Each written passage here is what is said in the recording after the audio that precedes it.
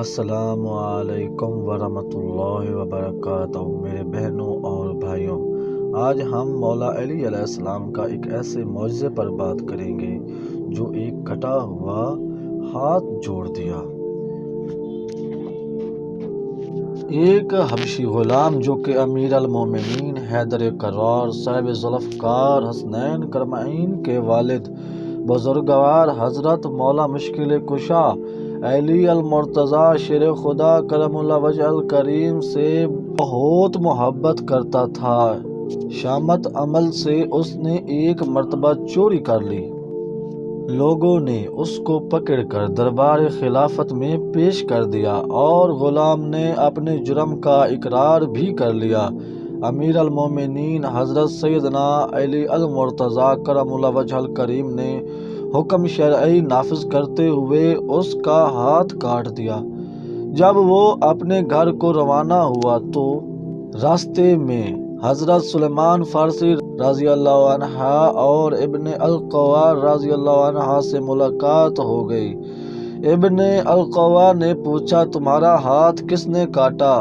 تو غلام نے کہا، میرا ہاتھ المومنین و یسوب المسلمین و زوج بطول کرم اللہ وجہ الکریم نے۔ ابن القوا نے حیرت سے کہا، انہوں نے تمہارا ہاتھ کاٹ ڈالا، پھر بھی تم اس قدر اعزاز و کرم کے ساتھ ان کا نام لیتے ہو؟ غلام نے کہا، میں ان کی تعریف کیوں نہ کروں؟ انہوں نے حق پر میرا ہاتھ کاٹا اور مجھے عذاب جہنم سے بچا لیا۔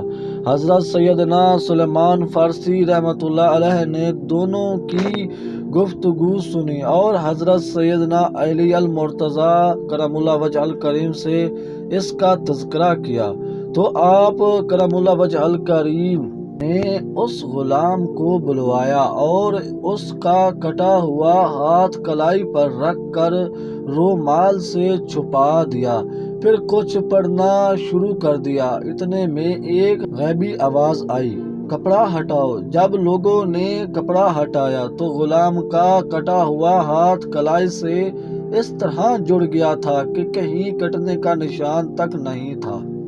اے شب ہجرت بجائے مصطفیٰ بر رخت خواب، اے دم شدت فدائے مصطفیٰ امداد کن۔